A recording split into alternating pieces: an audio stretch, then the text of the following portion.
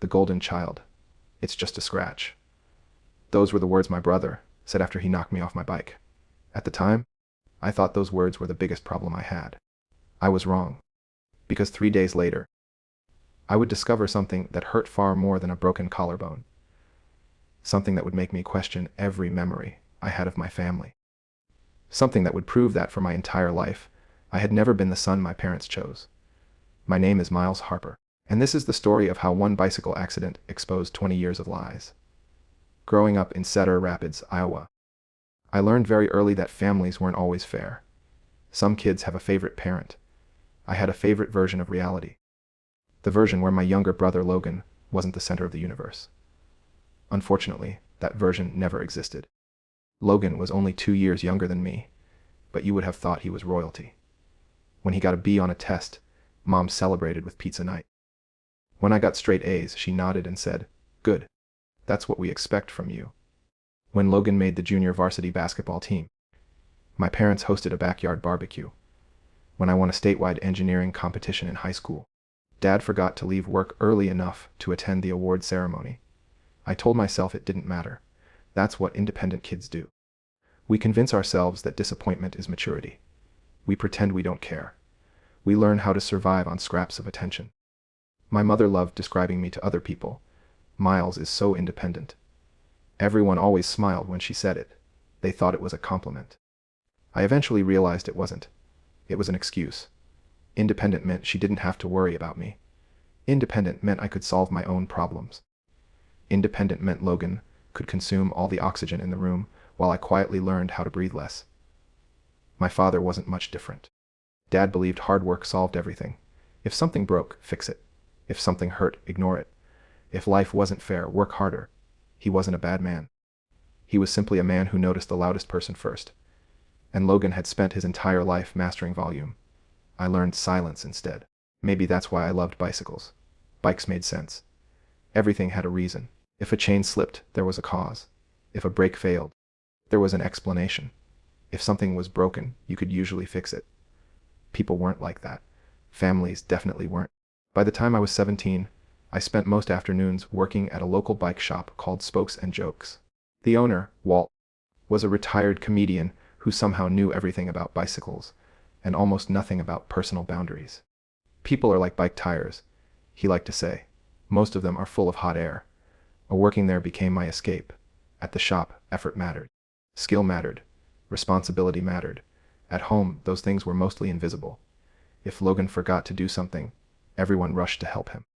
If I forgot something, everyone reminded me that I should know better. One summer, Logan forgot an entire science project. Mom stayed awake until 2 in the morning helping him finish it. The following year, I forgot to buy poster board for a presentation. Mom told me it would teach me responsibility. Funny how responsibility only seemed educational when it involved me. Still, I kept my head down. I fixed bikes. I earned money. I planned for college. I built a future, or at least I thought I did. The summer before everything exploded. Life settled into a predictable rhythm. Wake up, work, ride, repeat. Logan spent most of his time chasing attention. Basketball, parties, social media. Anything that produced applause. I spent my time saving money. Every paycheck from the bike shop went into a separate account. College wasn't cheap. Neither was freedom. And freedom was something I wanted badly. Not because I hated my family. I didn't. I just wanted to know who I was when I wasn't standing in someone else's shadow. Then came the Saturday that changed everything. It started like every normal summer morning. Blue sky, warm air, freshly cut grass. The kind of day that makes people forget bad things can happen.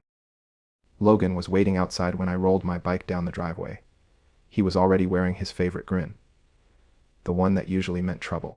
"Race you to the river trail," he said. "No. Why not?" "Because every time you say race, somebody ends up in urgent care."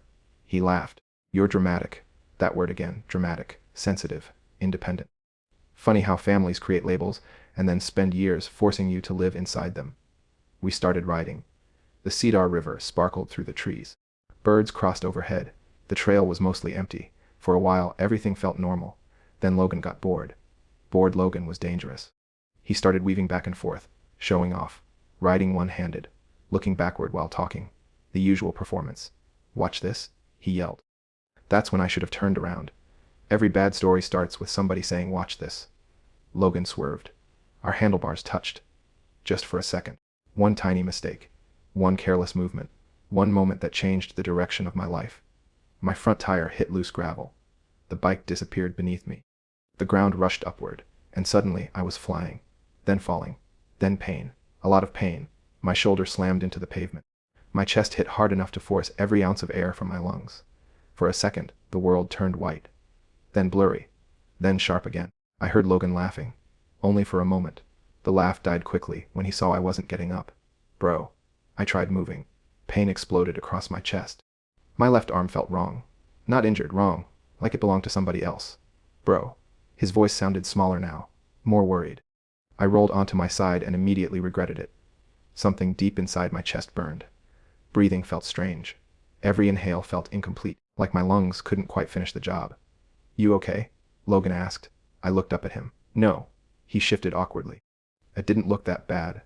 I laughed once. A painful laugh. "That's comforting." Then he said it. The sentence I had heard 1,000 times growing up. The sentence that would eventually become a joke nobody found funny. "It's just a scratch." I stared at him. Then at the blood running down my arm. Then at the pain shooting through my shoulder. "It's a pretty aggressive scratch." He tried smiling. It didn't work. For the first time in years, Logan looked genuinely scared. And somehow that scared me more. Because if Logan was worried, maybe I should have been too. I didn't know it yet. But before the weekend ended, doctors would discover something neither of us expected. And while my family was focused on the injury they could see, I was about to uncover a betrayal they never wanted me to find. The conversation I was never supposed to hear. By the time we got home from the river trail, I could barely lift my arm. Every step sent pain through my shoulder. Every breath felt strange. Not painful enough to panic. Just wrong enough to notice. Unfortunately, my family had years of experience ignoring my problems. Mom glanced at the cuts on my arm. "See. Just scrapes." Dad looked up from the television. "You'll be sore tomorrow." Logan hovered nearby. For once, he wasn't talking. That alone should have worried everyone. I sat on the couch with a bag of frozen peas pressed against my shoulder. The cold helped. A little, not much. The deeper pain remained. A sharp pressure buried beneath my collarbone. Every inhale felt incomplete. Like my lungs were only filling halfway. Around dinner time, Mom asked me to set the table. I stood, the room tilted. Dark spots floated across my vision. I grabbed the counter. "You okay?" Logan asked. "I'm fine." The automatic answer. Funny how quickly we learn to lie when nobody listens anyway. Dinner passed in a blur. I barely touched my food. Dad talked about work. Mom talked about grocery prices. Logan talked about basketball. Nobody noticed I spent most of the meal trying to breathe normally. Or maybe they noticed and assumed I was being dramatic. Either way, the result was the same. Later that night, I lay in bed staring at the ceiling. Sleep wouldn't come. Every time I drifted off, a sharp ache in my chest woke me again. By midnight, I gave up. I grabbed my phone. The internet is both wonderful and terrifying when you're injured. Within 5 minutes, I had diagnosed myself with 6 different fatal conditions. By 10 minutes, I was convinced my left arm would probably fall off. Then I found something that caught my attention. Collapsed lung, symptoms: shoulder pain, chest pain, shortness of breath, difficulty taking deep breaths. I checked every box. My stomach tightened. I immediately told myself I was overreacting, because that's what happened whenever I trusted my instincts. Years of being told not to be dramatic had trained me well. I put the phone down. Tried sleeping again. Failed again. At 3 in the morning, I sat upright with my heart racing. Breathing felt harder. Not impossible. Just harder. That scared me. The next morning, my Aunt Nora saved my life. Again, she texted me around 9. "How's the human crash test dummy?" I sent her a selfie. 5 seconds later, my phone rang. "Why do you look like that?" "Like what?" "Like you're auditioning for a hospital drama." "I'm okay. Miles." That tone. The one adults use when they already know you're lying. I sighed. My chest hurts. How much? A lot. Breathing. A little weird. Silence. Hospital. Mom immediately objected. Of course she did. It's probably bruising. Nora folded her arms. And if it's not? Mom hesitated. For a moment, I saw uncertainty. Real uncertainty. Not annoyance. Not impatience. Actual concern. Eventually she agreed. Mostly because Nora refused to leave without me. An hour later, I was sitting in urgent care. The nurse took one look at me and ordered X-rays. That should have been reassuring. It wasn't. Because people only order tests when they're worried. While we waited, Mom sat beside me scrolling through her phone. Logan paced the room. Neither spoke much. The silence felt strange. Our family usually filled uncomfortable moments with noise. This time nobody seemed interested. The X-rays took less than 10 minutes. The waiting afterward felt like 10 years. Finally, the doctor returned. His expression told me everything before he opened his mouth. The room changed instantly. The casual atmosphere vanished. The easy assumptions disappeared. The doctor pointed at the screen. Fractured clavicle, collapsed lung, chest tube, monitoring, hospital stay. Words crashed into each other. Mom's face went white. Logan looked sick. For the first time in my life, nobody accused me of being dramatic. For the first time in my life, everyone listened. The chest tube procedure happened quickly. Pain, pressure, relief. Suddenly breathing became easier. Not perfect. Just possible. I hadn't realized how difficult it had become until the air returned. Hours later, I was settled into a hospital room. Visitors came and went. Nurses checked machines. Doctors explained recovery plans. Eventually, around midnight, everyone left except Mom. She thought I was asleep.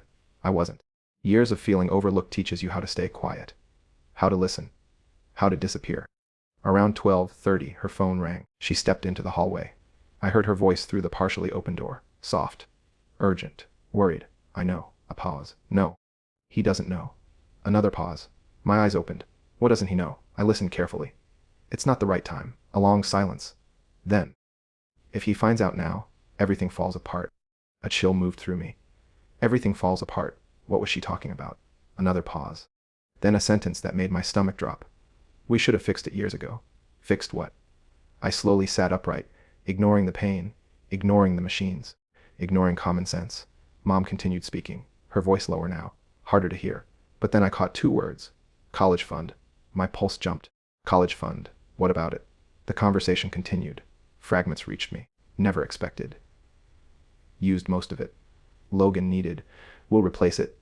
I used most of it. My stomach twisted. No, no way. I must have misunderstood. There had to be another explanation. There had to be. Then Mom said something I'll never forget. We can't let Miles see the statements. The room went silent. Not outside, inside me. Because suddenly dozens of memories lined up. Conversations. Excuses. Financial problems. Scholarship pressure. Every time my parents insisted I needed more aid. Every time they told me money was tight. Every time Logan got something expensive anyway. For the first time, a terrible possibility appeared. What if my college fund wasn't there anymore? I lay back down before Mom returned. Heart pounding. Mind racing. Pretending to sleep. When she walked into the room, she adjusted my blanket. The same way she had when I was little. Then she whispered something. Something she thought I couldn't hear. I'm sorry.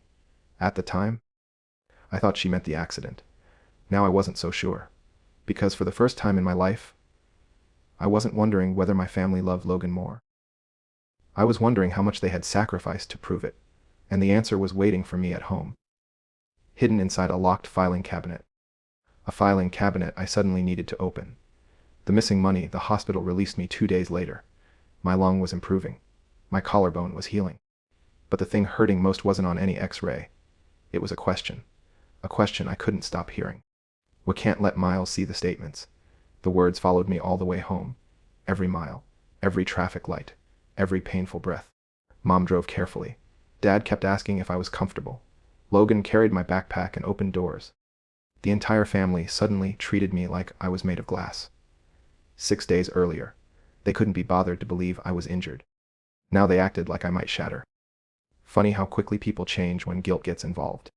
The house looked exactly the same. Blue shutters. Leaning basketball hoop. 2 maple trees in the yard. But something felt different. Maybe because I finally realized secrets lived inside those walls. And I intended to find them. The first few days after returning home were miserable. Pain medication. Ice packs. Doctor appointments. Breathing exercises. The sling made everything awkward. Sleeping was worse. Every position hurt. Every movement reminded me that healing takes longer than getting hurt. But healing wasn't my main focus anymore. The college fund was. I waited. I watched.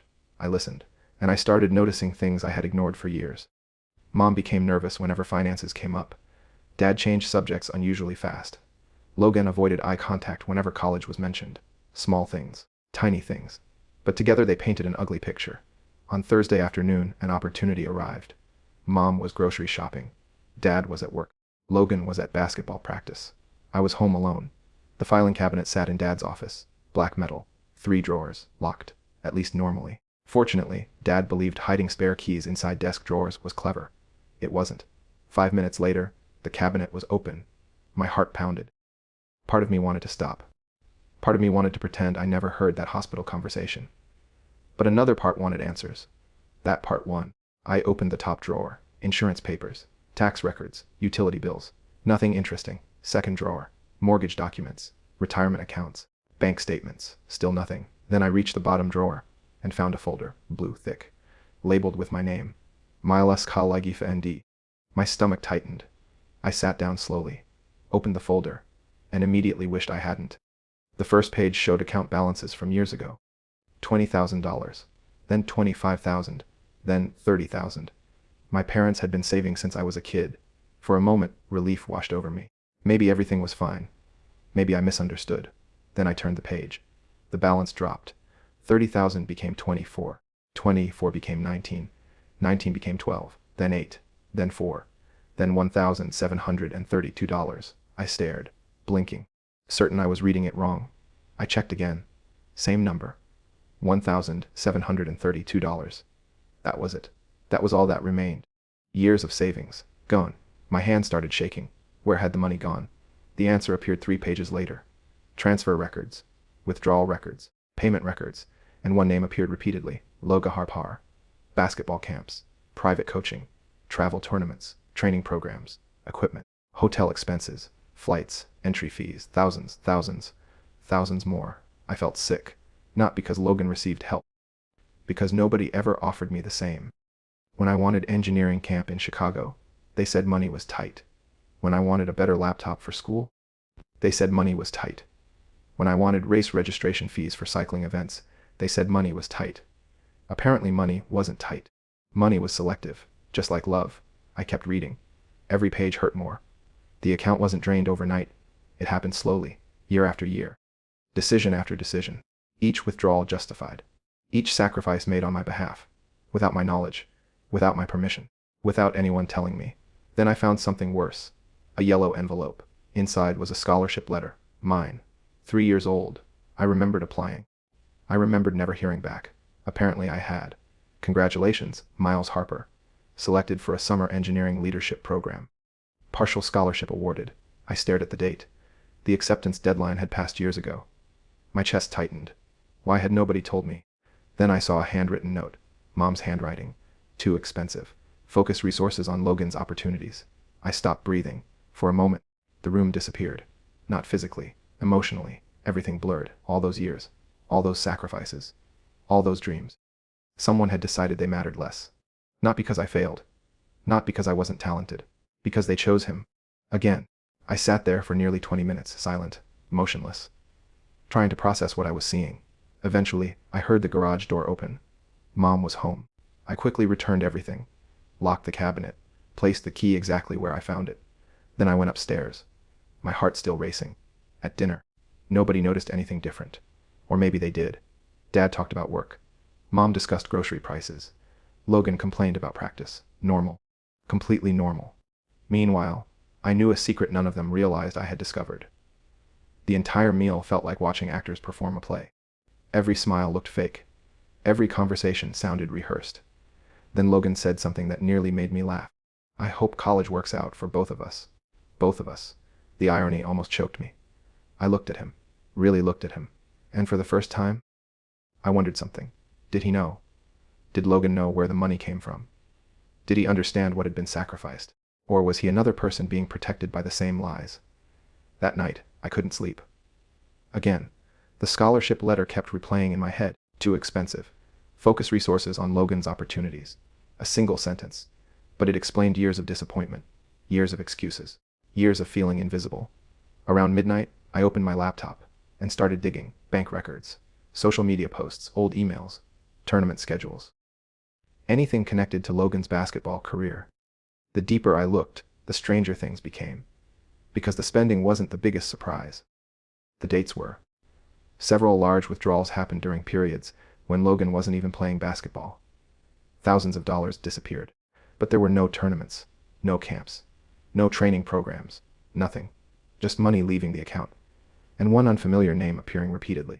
I searched it. Nothing. No website, no social media, no public records, just a mailing address 2 towns away. That was strange. Very strange. Then I found a payment. $10,000. The largest withdrawal in the entire file. Sent only 8 months earlier, to the same company. My pulse quickened. Basketball training didn't cost that much. Something wasn't right. Something bigger was hiding beneath the money. And for the first time, I realized this story wasn't only about favoritism. It was about secrets. The kind people work very hard to bury. The kind that destroy families when they finally surface. The next morning, I made a decision. I wasn't going to confront anyone. Not yet.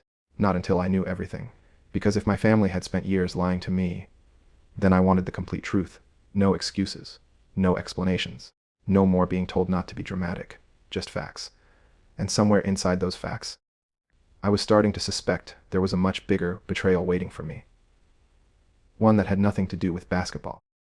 And everything to do with why my parents seemed so terrified that I might discover the truth. The investigation for the next week. I became someone I barely recognized. I lied. Not big lies, small ones. The kind people tell when they're hunting the truth. I'm going to the bike shop. I'm meeting a friend. I'm taking a ride. Technically, none of those statements were false. But they weren't the whole truth either. The whole truth was that I was investigating my own family. And every answer seemed to create 3 new questions. The name Parker Athletic Consulting kept bothering me. The more I looked at it, the less sense it made. A legitimate sports company should have a website, social media, reviews, a phone number, something. This company had almost nothing.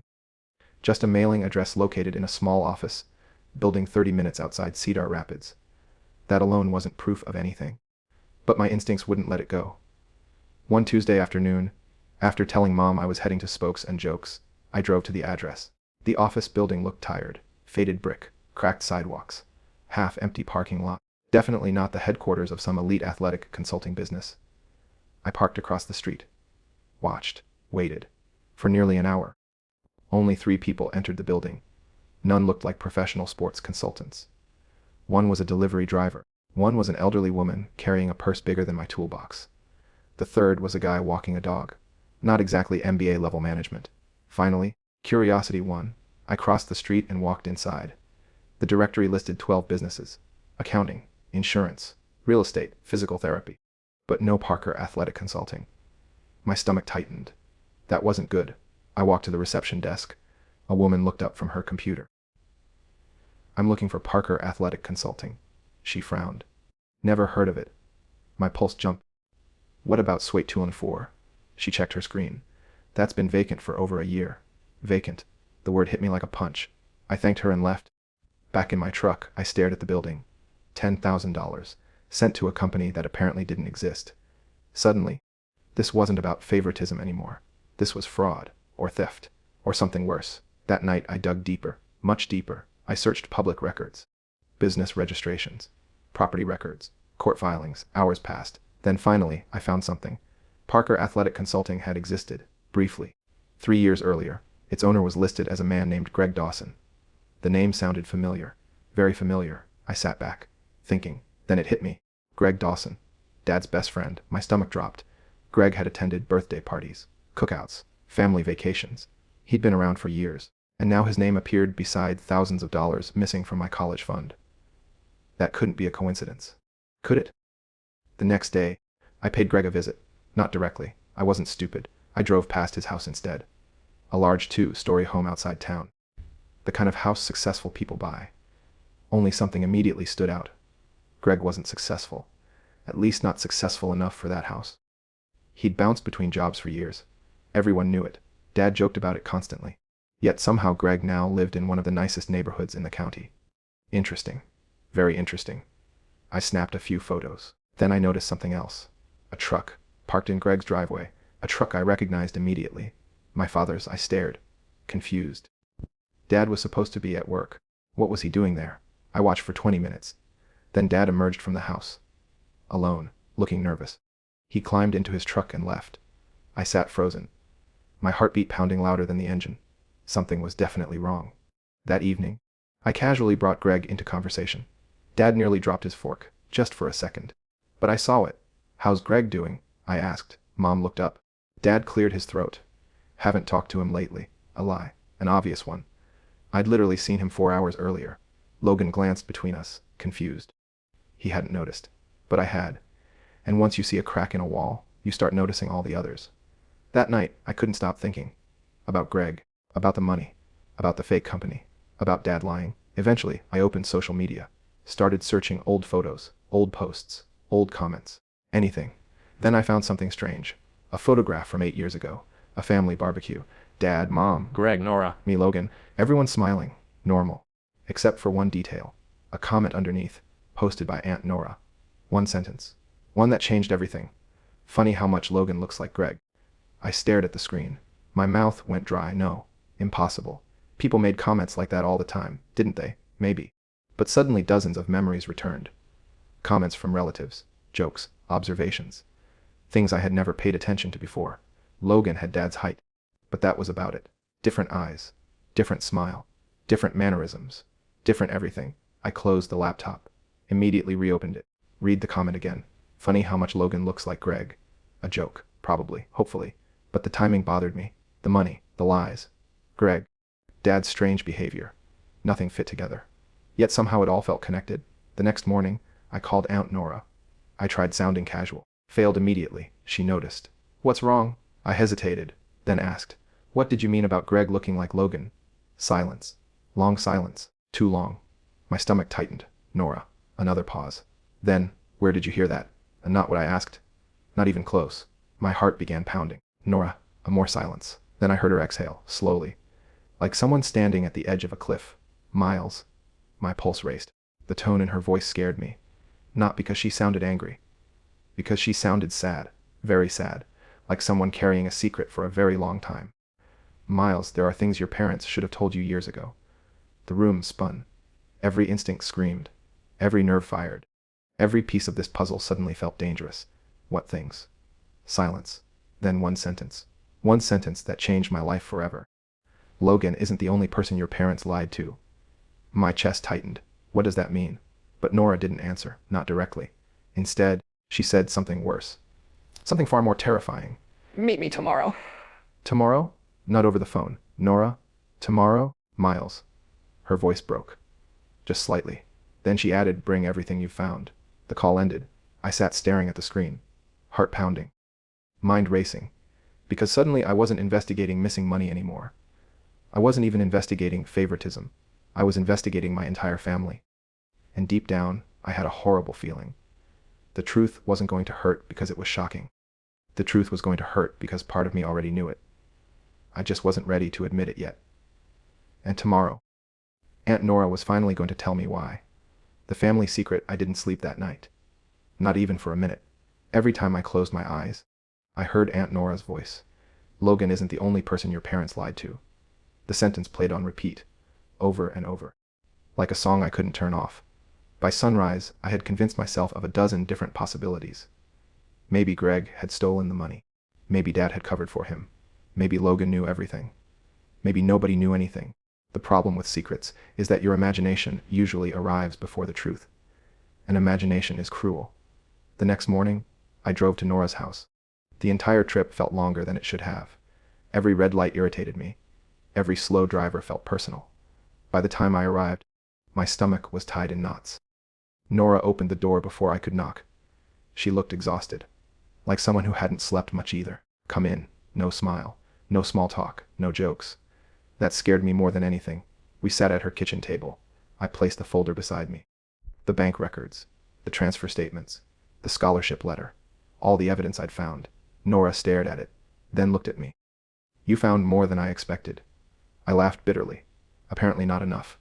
She nodded slowly, then reached into a drawer and pulled out a photograph. Old. Faded. At least 20 years old. She slid it across the table. I looked down. Mom, much younger, standing beside Greg Dawson. Both smiling. Both holding drinks. Nothing unusual. Until I noticed how close they were standing. Closer than friends. Much closer. A cold feeling moved through my chest. No, Nora closed her eyes briefly. Miles, no. The word came out harder this time. Because suddenly I knew. Before she said it. Before she explained anything. Some part of me already knew. Nora folded her hands. Your mother and Greg had an affair. The room went silent. Completely silent. No traffic outside. No birds. Nothing. Just those words, hanging in the air. An affair. My stomach twisted. No, it's true. No, Miles. No, I pushed away from the table. Standing. Pacing. Trying to breathe. Trying to think.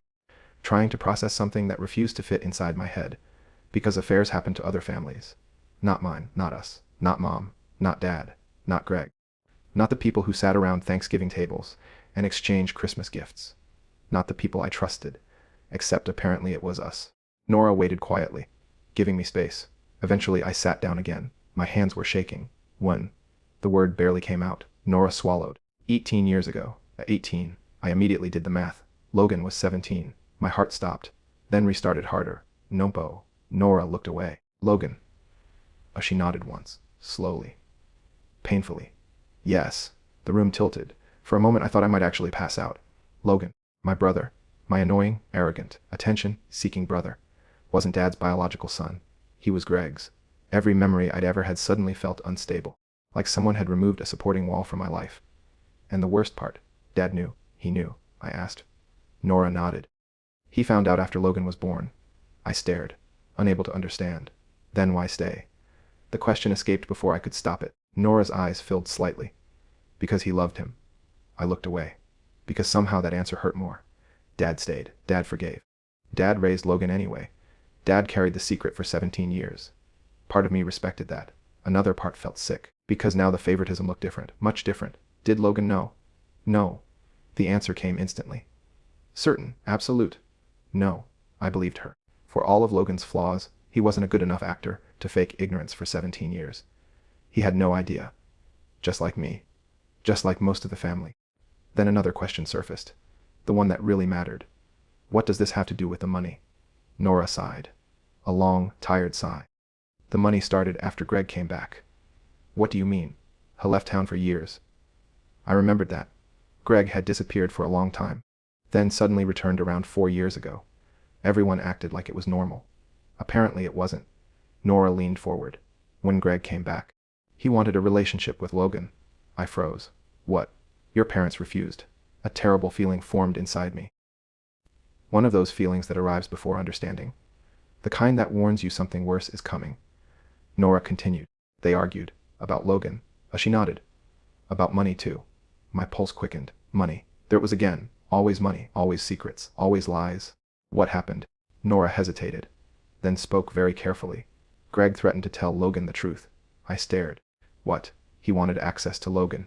The room suddenly made sense. Not all of it, but enough. The fake company, the missing money, the secret payments, the fear. The lies, everything connected. They paid him. Nora looked down. I already knew the answer, but I needed to hear it. They paid him, didn't they? A long silence. Then, yes. My stomach dropped. The room felt smaller, hotter, harder to breathe, not because of my lung, because of the betrayal. The money wasn't funding basketball. Not really. The money was hush money. My college fund had been used to buy silence, to protect a secret, to protect Logan, to protect the family image. Thousands, then thousands more, year after year, paid to Greg Dawson. The biological father nobody was supposed to mention. I leaned back, completely stunned. How much? Nora closed her eyes. Almost everything. The words hit harder than I expected, because suddenly all those sacrifices had faces. The engineering camp, the scholarships, the opportunities, the future I'd planned. Gone. Not because my family couldn't afford them, because they chose something else. They chose protecting a lie, and they paid for it using my future. Tears burned behind my eyes. I hated that. I hated crying, especially over people who hadn't protected me. Nora reached across the table, placed her hand over mine. I'm sorry. I laughed once. A broken laugh. Everyone keeps saying that. But she didn't argue. Because there was no defense, no explanation, no excuse, only damage. Then she said something that stopped me cold. Miles, there's one more thing. My stomach dropped. Of course there was. There was always one more thing. What? Nora looked directly at me. The sadness in her eyes frightened me, because it meant the next truth was somehow worse, much worse. The payments didn't stop. I stared. What? They're still paying him. My pulse exploded. What do you mean still? Nora pushed another document across the table. A recent bank statement. 3 weeks old. I looked at the transfer. $5,000. Parque RAHET coincidental recent. Very recent. Not years ago. Now. Today. Still happening. My hands tightened around the paper, because suddenly a horrifying realization appeared. If Greg was still getting paid, then he still had leverage. And if he still had leverage, then there was something else my family was hiding. Something worth paying thousands of dollars to protect. Something bigger than the affair. Bigger than Logan. Bigger than the money. I looked at Nora. What aren't they telling me? She didn't answer immediately. Instead, she whispered 5 words. 5 words that changed everything. Your father isn't hiding from Greg. I frowned. What? Nora's eyes filled with tears. And then she said, Greg is hiding from your father. The room went completely silent, because for the first time since this investigation began, I realized I might have misunderstood everything. And if Nora was right, the real villain in this story wasn't who I thought it was. Not even close. The real villain. I sat frozen at Nora's kitchen table. The bank statement remained in my hands. $5,000. 3 weeks ago. Another payment. Another secret. Another piece of a puzzle that no longer looked anything like the picture I'd imagined. Greg is hiding from your father. The sentence echoed in my head. Nothing made sense anymore. I had spent weeks believing Dad was part of the problem. Believing he had sacrificed my future to protect Logan. Believing he was covering for Greg. Now Nora was telling me the exact opposite. Explain.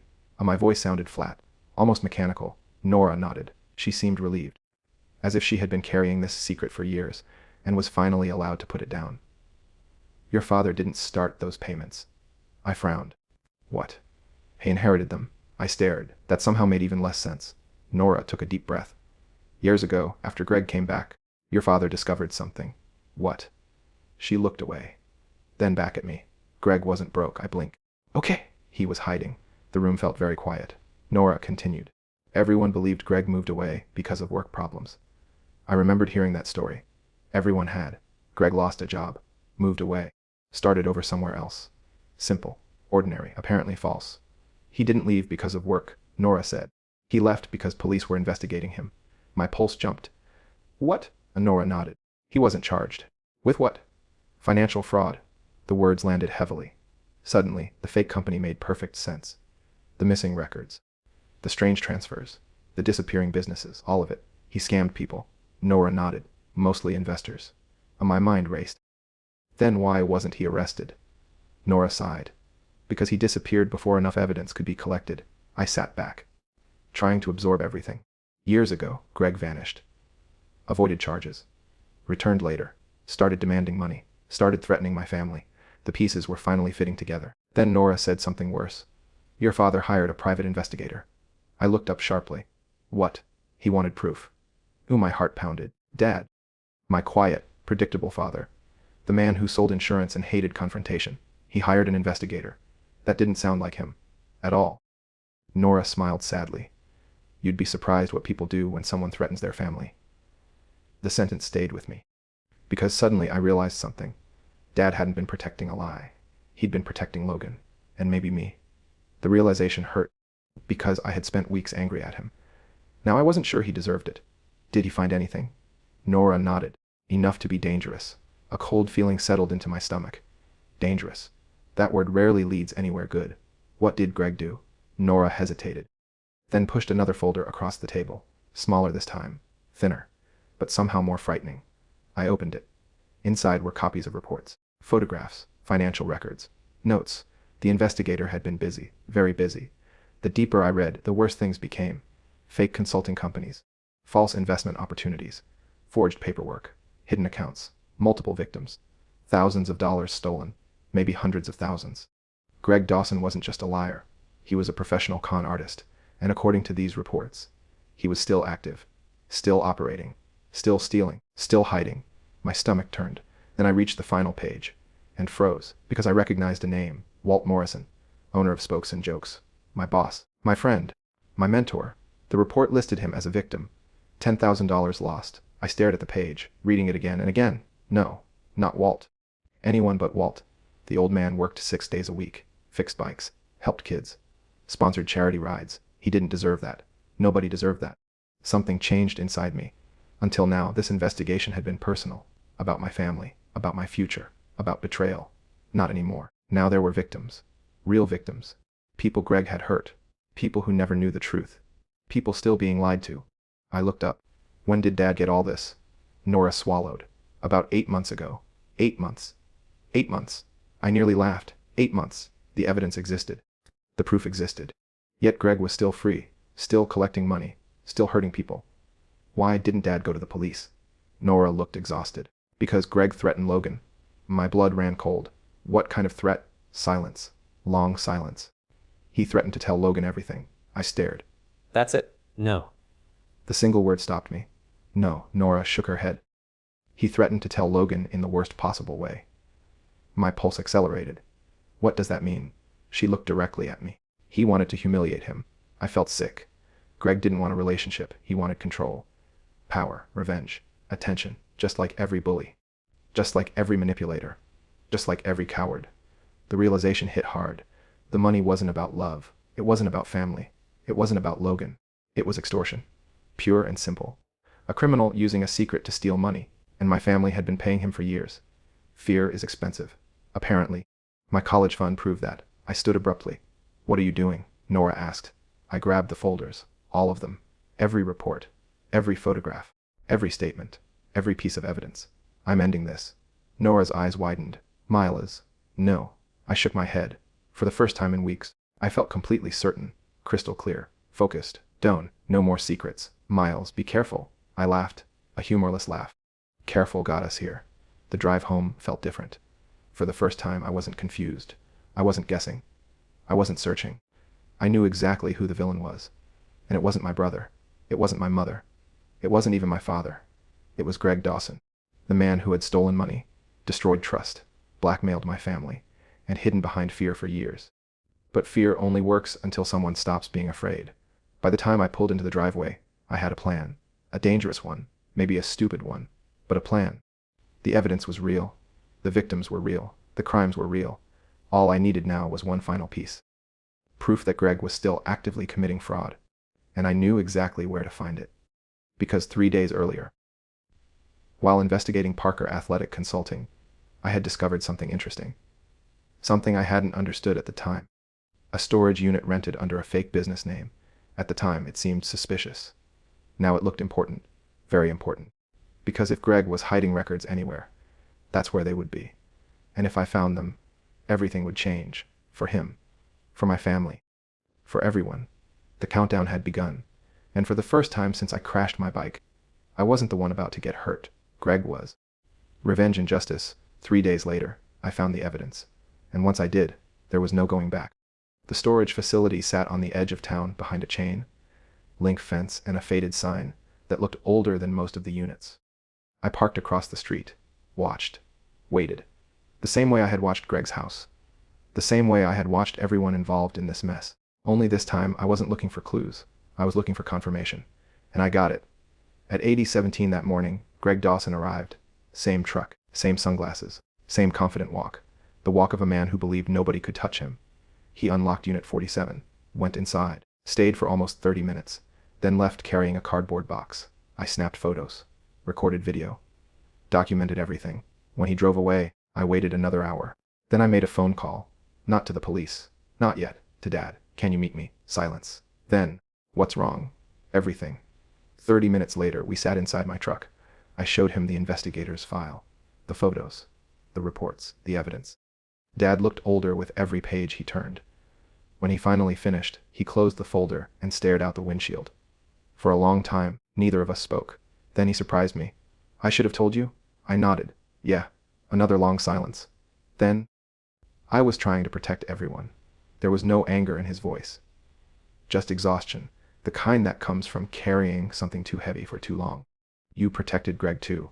Dad flinched because he knew it was true. Maybe not intentionally. But every payment, every compromise, every delay had helped Greg continue. And deep down, Dad knew it. I know. The words barely came out. For the first time in weeks, I saw something I never expected. My father looked defeated. Not weak, not pathetic, defeated. Like a man who had spent years fighting the wrong battle. Eventually, he looked at me. "What do you want to do?" The answer came immediately. "The truth." Dad nodded slowly. "The whole truth. The whole truth." He looked away. Then smiled sadly. "Your mother is going to hate this. Probably." Another pause. Then he laughed. The first genuine laugh I'd heard from him in months. "Good." That afternoon, we called the police. Not anonymously. Not secretly. Officially. Everything. The investigators' reports. The fake businesses. The fraudulent accounts. The blackmail. The extortion. The payments. Every single piece. The detective assigned to the case listened carefully. Very carefully. Apparently Greg Dawson's name wasn't new. Other complaints existed. Other victims existed. Nobody had enough proof. Until now. For the first time, I realized something important. I wasn't exposing a secret. I was finishing a puzzle other people had been trying to solve for years. The investigation moved fast, much faster than I expected. Search warrants, financial subpoenas, business records, phone records, bank records. Within 48 hours, Greg knew something was happening, and he panicked. People like Greg always panic eventually, because confidence and innocence are not the same thing. 3 days later, police searched the storage unit. The news spread quickly, very quickly. By dinner time, half the town was talking about it. By morning, everyone was. The evidence inside the unit was overwhelming. Boxes of records, fake contracts, forged signatures, hidden accounts, victim lists, enough paperwork to fill an office, enough evidence to destroy a life. The detective called Dad personally. We got him. Simple, direct, beautiful. For the first time in weeks, I slept. Really slept. No investigations. No secrets. No wondering. Just sleep. But justice wasn't finished yet. Not even close. Because one person still didn't know the truth. Logan. The following Sunday, Mom called a family meeting. Everyone came. Grandma, Aunt Linda, Nora, cousins, uncles, everyone. The living room overflowed with people. Tension hung in the air like smoke. Nobody knew exactly why they were there. Only that something important was happening. Logan sat beside me, completely unaware, watching everyone arrive. Confused. Nervous. Normal. Dad stood first. I've never seen him look more serious. Not once. Not at graduations. Not at funerals. Not ever. He cleared his throat and began. The room became silent. Completely silent. As Dad explained. The affair. The lies. The blackmail. The money. The investigation. Everything. Nobody interrupted. Nobody moved. Nobody breathed. The truth filled the room. Heavy. Relentless. Unavoidable. Then Dad looked at Logan and finally said the words. Greg Dawson is your biological father. The room exploded. Gasps. Shouts. Crying. Questions. Chaos. But Logan didn't react immediately. He just sat there. Frozen. Like his brain refused to process what he'd heard. Then he looked at Mom. And everything changed. Because Mom couldn't look back. Not right away. And that told him everything. The silence that followed hurt more than any argument could have. Eventually, Logan stood. Slowly. Carefully. As if moving too fast might break something. Maybe it did. Maybe it broke anyway. He looked at Dad. The man who raised him. The man who coached games. Helped with homework. Attended birthdays. Stayed. Loved him. Protected him. Dad stood too. Neither spoke. Then Logan crossed the room and hugged him. Hard. The kind of hug that says 1,000 things words can't. Dad cried first. Then Logan. Then Mom. Then half the room. Even Grandma. And Grandma never cried. Not even at funerals. Eventually Logan pulled away. Wiped his eyes. Then looked directly at me. I didn't know. I know. His shoulders dropped. Relief. Gratitude. All at once. Then he laughed through tears. You investigated our whole family. I smiled slightly. Turns out I'm pretty dramatic. The room laughed. Even through the tears. Especially through the tears. Because sometimes humor is the only bridge across heartbreak. The weeks that followed changed everything. Greg Dawson was arrested, charged. Exposed. News articles appeared. Victims came forward. More evidence surfaced. More crimes. More lies. His entire carefully built illusion collapsed. Exactly the way he deserved. But the most satisfying part wasn't watching Greg fall. It was watching the people he hurt finally stand up. Walt recovered much of his lost money. Several victims received restitution. The police praised those who came forward. Justice wasn't perfect. It never is. But it was real. And sometimes real is enough. For years, Greg had controlled people through fear. Now fear belonged to him. Exactly where it should have been. And for the first time in a very long time, my family could finally breathe. Air showing up steady. The strangest thing about justice is that it doesn't feel the way people expect. Movies teach you that revenge feels explosive, triumphant. like fireworks, like standing on top of a mountain while dramatic music plays. Real life isn't like that. Real justice is quieter. It sounds like a phone that stops ringing, a lawyer who finally stops emailing, a secret that no longer controls a room, a deep breath you don't have to think about taking. 3 months after Greg Dawson's arrest, life looked very different. Not perfect, just honest. And honest was better, much better. The criminal case against Greg continued to grow. Every week seemed to uncover another victim, another lie, another scheme. The local newspaper practically dedicated a section to him. People who had stayed silent for years suddenly found their voices. One businessman came forward after losing nearly $50,000. A retired couple discovered forged paperwork connected to a failed investment. 2 former partners admitted Greg had manipulated them for years. The pile kept growing, and every new revelation made one thing clear. My family hadn't created Greg, but they had spent years helping him survive. That realization hurt, especially for Dad, more than anyone else. I could see it, every day. The guilt sat on him like an extra layer of clothing, heavy, impossible to remove. One evening, about a month after the family meeting, Dad knocked on my bedroom door. Got a minute? I looked up from my laptop. Sure. He entered carrying a folder. A familiar folder. The college fund folder. For a second, neither of us spoke. Then he handed it to me. I've been meaning to do this. I opened it slowly. Inside were new documents, new account statements, new balances. My eyes widened. The account had been restored. Not completely, but close. Very close. I looked up, confused. Dad, he sat down. We refinanced some things. Dade. We sold the lake lot. I froze. The lake lot. His dream retirement property. The piece of land he'd talked about for almost 10 years. No. He nodded. Wes, you didn't have to do that. His smile looked sad. Actually, I did. The room grew quiet.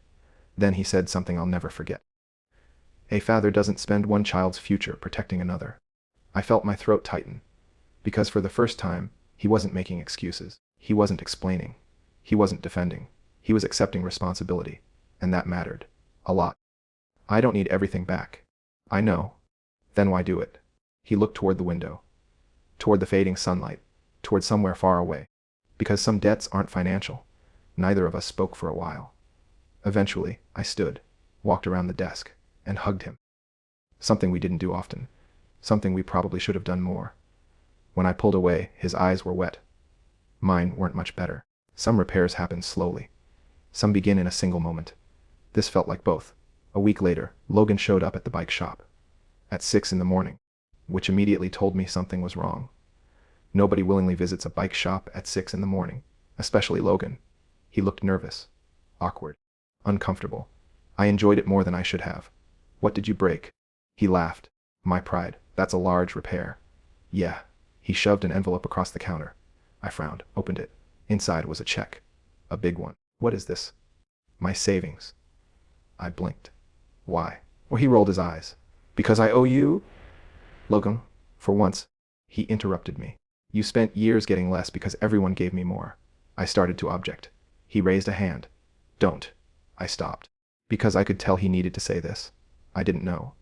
His voice softened. But I benefited from it anyway. The shop became very quiet. Even Walt stopped pretending not to listen. Logan looked down briefly, then back up. I can't change what happened. No. But I can stop pretending it didn't happen. I stared at the check, then pushed it back toward him. No. Miles. Keep it. He frowned. Why? I smiled. Because if I take it, you'll think the debt is paid. His eyes narrowed. And being my brother costs more than that. For a second, he just stared. Then he laughed. A real laugh. The kind we used to have before life got complicated. Before secrets. Before lies. Before all of this. When he left, Walt walked over. You're nicer than me? That's a low bar. Walt nodded. Fair. Then he handed me a box. What now? Open it. Inside was a custom bicycle frame. Hand-painted. Orange accents. Exactly the color of the bell Logan had bought me. I looked up, speechless. Walt shrugged. Community fundraiser. What? Turns out people like you. I laughed. Questionable judgment. Probably. The fundraiser had been organized by local riders. Customers, friends, neighbors, people I'd helped over the years. The frame was beautiful. But it wasn't the bike that got me. It was what came with it. A small card. One sentence. Thanks for always showing up. I had to look away. Because suddenly I realized something. For years, I thought I was invisible. But invisible people don't leave fingerprints on communities. Invisible people don't inspire fundraisers. Invisible people don't get remembered. Maybe I had mattered all along, just not where I was looking. Summer faded, then fall arrived, and eventually the day came, college move-in day. The day I dreamed about for years. The day that almost didn't happen. The entire family came. Mom, Dad, Nora, even Grandma. The drive felt strangely familiar, like the beginning of a story. Except this time, I knew how much could change before the ending. After unpacking the last box, everyone gathered outside the dorm. Nobody seemed eager to leave, especially Mom. She kept finding reasons to stay. Questions. Warnings, anything. Finally, I laughed. You know I'm not moving to Mars, right? She smiled weakly. I know. But then she surprised me. She stepped forward and hugged me, tight, very tight. When she pulled away, tears filled her eyes. I'm proud of you. The words hit harder than I expected, because they weren't automatic. They weren't routine. They weren't polite. They were earned. And somehow that made them matter more. Dad shook my hand first, then hugged me anyway. Logan punched my shoulder, the healthy one. Try not to investigate anybody. No promises. Nora laughed. That's exactly what someone who investigates people would say. Everyone laughed. Then they left, one by one. Eventually, I stood alone, watching their car disappear. The same family, and yet not the same at all, because families aren't defined by the mistakes they make. They're defined by what they do after the truth arrives. Some fall apart. Some fight. Some heal. We did a little of all three. Years later, after college, I opened my own bike shop. A bigger one. A better one. The sign above the door read, Miles Ahead Cycles. Walt claimed the name was terrible. Then he bought the first t-shirt. Logan helped with marketing. Dad handled insurance. Mom managed community events. Nora acted like she owned the place, which honestly wasn't that different from before. The grand opening filled the entire parking lot. Customers, families, kids, cyclists, people everywhere. As I looked around, I spotted something that made me smile. Near the entrance hung a framed photograph. My old blue bike, the sun-faded one. The bike nobody wanted. The bike everyone overlooked. The bike that carried me anyway. A customer standing nearby pointed at it. Why keep that old thing? I smiled, because the answer was simple. That bike reminded me of something important. The strongest things aren't always the newest, or the loudest, or the favorites. Sometimes they're the things people underestimate. The things that keep moving forward long after everyone stops paying attention. That evening, after the crowd left and the lights dimmed, I locked the front door, stepped outside, and took a deep breath. A full breath, easy, natural, free. Years earlier, I had crashed because someone told me it was just a scratch. But scratches tell stories, so do scars. And sometimes the people nobody listens to end up hearing the truth first. I looked up at the darkening sky and smiled. Because after everything that happened, I finally understood something. The best revenge isn't making people suffer. It's refusing to let them decide your worth. And the funny thing about being overlooked for so long is this. When you finally find your own path, you stop waiting for anyone else to lead. This time, I wasn't following. I was setting the pace.